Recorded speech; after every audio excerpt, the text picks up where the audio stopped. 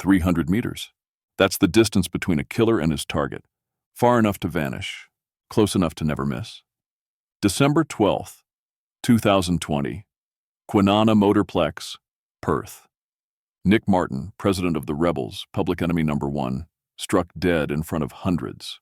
One shot, clean through his torso.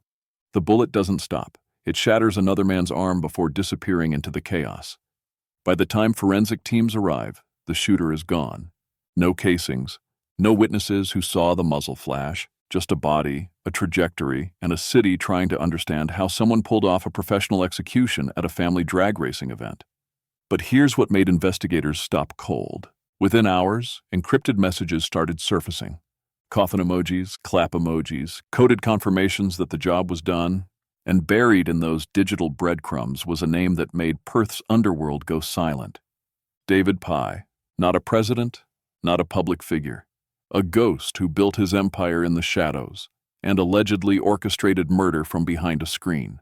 The question wasn't just who killed Nick Martin. It was, how did a man with no official rank command a contract killing so precise, so public, so untouchable? And when they finally pieced together the evidence, the payments, the recordings, the encrypted devices, they found something worse. This might not have been his first time. Missed the button? Go ahead. Subscribe now so you don't forget later. When David James Pye's name first appeared in Perth's underworld, nobody shouted it. They whispered. There are no childhood photos, no interviews, no social media presence, just a name that carried weight in rooms where silence was survival. By the early 2000s, Pye was connected. Not flashy, not loud, connected. The Comanchero Motorcycle Club, one of Australia's most feared outlaw organizations, became his world.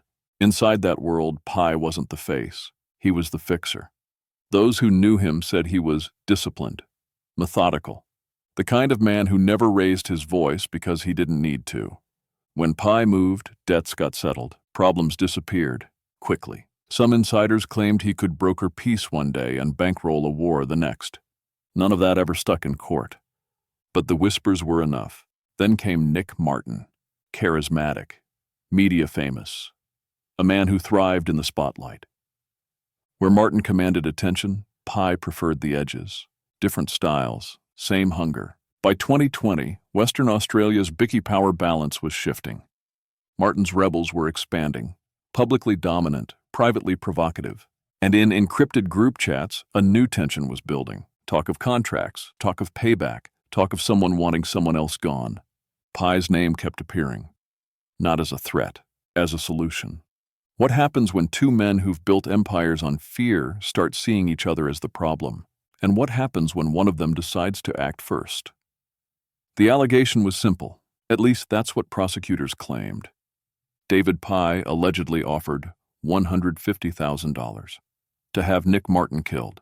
$50,000 up front, the rest after. Delivered in cash, no wire transfers, no digital trail, just a Woolworths bag full of bills, handed over in an ordinary house on an ordinary night. The defense told a different story. They said the witness fabricated the entire deal to save himself, that Pye never paid, never ordered, never spoke the words that would make him a murderer. So who's telling the truth? And if the money existed, what does that say about the man who could command it? Investigators didn't need a confession. They had the phones, encrypted messages on the Wire app, coffin emojis, clap emojis. To anyone else, meaningless symbols. To detectives, a coded celebration. The hit had been executed, and then came the recording. The Mexican food night tape, a conversation captured in secret. The shooter recounting his first kill. I didn't feel nothing, he said. Calm, detached, like recounting a mundane task. The defense would later call it ambiguous, not proof, not confession. But for investigators, it was the missing piece. Search warrants hit Pye's home. Phones, encrypted devices, bank records, all seized. The shooter would later testify he'd collected cash there, a Woolworths bag, ordinary and unassuming, hiding tens of thousands in bills. Investigators began mapping movements, timestamps, GPS logs, financial breadcrumbs, every detail feeding the picture of calculated orchestration. Then the whispers multiplied. Hearsay, Allegations, unproven claims. Some said Pye discussed paying $380,000 to silence an accuser. Others claimed $600,000 was offered to kill a Comanchero in Thailand. None of it proven in court, but the whispers shaped perception. How far would a man go to protect his empire? How much blood could one signature unleash? And in the shadow of encrypted apps, secret recordings, and cash exchanged in plain sight, the city wondered, how do you catch someone who planned everything with such precision? December 12, 2020, Kwinana Motorplex. Families gathered for drag racing, engines roaring, crowds cheering. Nick Martin in the grandstand, surrounded by spectators. Over 300 meters away, a shooter waits. High-powered .308 rifle, sniper scope, everything measured, everything calculated. 8:30 p.m., one shot. The bullet rips through Martin's torso, exits his back, strikes another man behind him, arm shattered instantly. Martin collapses, chaos erupts, spectators screaming, people running, first responders rushing in. By the time paramedics arrive, it's over. Nick Martin pronounced dead at the scene. Police immediately call it what it is: a professional sniper execution. No mistakes, no stray bullets. Ballistics experts swarm the area, trajectory calculated, caliber confirmed. Within 48 hours, Operation Ravello is launched, a homicide task force with one mission: find the shooter, find the mastermind. Who had the reach, the resources, the audacity to execute a man in broad daylight? And how had one of the city's most powerful Bikies been taken out right under everyone's noses? Every camera angle, every witness account, every fragment of evidence becomes a clue. A puzzle pointing toward a name whispered in Perth's underworld: David Pye. Could one man really orchestrate something this precise? And if he did, what did it mean for everyone who knew his name? Quick reminder: if you're still watching, the real story's only just begun. Forensic teams moved fast. Fragments recovered. Ballistics confirmed sniper-grade precision. Every angle measured. Every trajectory reconstructed. This was the work of someone who knew exactly what they were doing. But who? Digital evidence became the next battlefield. Encrypted devices seized. Metadata cross-referenced with cell tower pings. Connections mapped. Accounts linked. Associates identified. The Wire app, normally a fortress of secrecy, revealed its cracks. Messages surfaced, coded, cryptic, but telling. Some accounts linked directly to Pye's circle, others to the shooter himself. The shooter, his identity suppressed in court, but his actions undeniable. In 2021, he pled guilty, sentenced to 20 years, and then he made a deal: testify against Pye, reveal what he knew. Police executed search warrants with surgical precision. Pye's encrypted phones, digital backups, personal devices, all seized. Forensic analysts combed through logs, messages allegedly coordinating payments, movements carefully tracked. Every digital footprint another piece of the puzzle. David James Pye, the accused mastermind. The shooter, the confirmed triggerman and star witness. Prosecutors built their case on recordings, metadata, and confessions captured in secret. The defense fought back: circumstantial evidence, unreliable witness, overstated motives. But in the shadows of encrypted apps, coded emojis, and cash exchanged in plain sight, the picture of orchestration was becoming harder to ignore. Could one man really coordinate a sniper hit from hundreds of meters away? Could another man follow orders without question? And if this was just one murder, what did it reveal about the hidden networks controlling Perth's underworld? Every text, every call, every confession, the net was tightening, and David Pye's fate hung in the balance. David James Pye faced 6 counts: murder, conspiracy, solicitation. A man once untouchable, now under the law's harsh light. But the trial didn't begin the usual way. Bail was granted. Diazepam, a small pill prescribed to manage his mental state. Without it, his lawyers warned, Pye's mind could fracture under scrutiny. Justice Joseph McGrath agreed.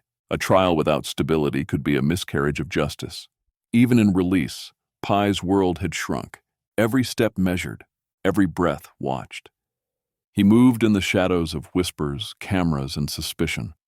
The city's most dangerous Bikie, now forced to play a different game, survived the system. The trial itself was unusual. A judge-only trial in the Supreme Court of Western Australia. No jury to sway, no crowd to intimidate. Just him, the evidence, and Justice McGrath's unwavering gaze. The prosecution laid out their case like a blueprint. A motive carved from rivalry, a payment trail, digital breadcrumbs, secret recordings, the Mexican food night tape. A man speaking of death with detachment. The defense struck back, highlighting gaps, questioning credibility, suggesting fabrication, every claim dissected, every word a weapon. The shooter took the stand behind protective glass, safe yet exposed, calm yet weighed down by confession, every answer measured, every pause scrutinized. A man who had killed, now forced to relive it under oath. Pye watched, calculating, paranoid, aware that every gesture could be interpreted. A man who once ruled through fear, now reduced to observation. No verdict yet, no sentencing. The trial stretched on. A psychological battleground where intellect, fear, and power collided. How does a man who commanded loyalty navigate a room designed to strip it away? How does someone reconcile the violence he orchestrated with the inevitability of judgment? And in the quiet pauses of the courtroom, who truly holds the power? Tuesday, 17th October 2025, David Pye remains on bail, the trial ongoing. Every day a measure of patience, calculation, and uncertainty. The shooter serves his 20-year sentence, a man who once carried out the perfect execution, now confined behind walls. Legal experts call this one of Western Australia's most significant Bikie prosecutions, a case that peeled back the layers of gangland hierarchy, secret payments, and encrypted communication. Pye's reputation endures, half myth, half menace. Some call him the ultimate operator, a man who could command loyalty, fear, and silence. Others see him as a ghost from a bygone Bikie era, still echoing in the underworld. And the question of digital evidence lingers. Encrypted messages, secret recordings. Can the digital underworld ever truly be contained? Or is it just waiting to erupt again? From the roar of engines to the silence of the courtroom, David Pye's story became a warning. Power built on fear never lasts. It waits until the next shot rings out. And when they finally cracked open those encrypted devices, they didn't just find evidence of one murder, they found a blueprint, names, routes, deals, connections stretching beyond Perth, beyond Australia. Was the Martin hit an isolated execution, or was it just the loudest part of something much larger? Because somewhere in those files, or maybe in the mind of the man who still won't talk, is the answer to a bigger question. Was David Pye orchestrating a single contract kill?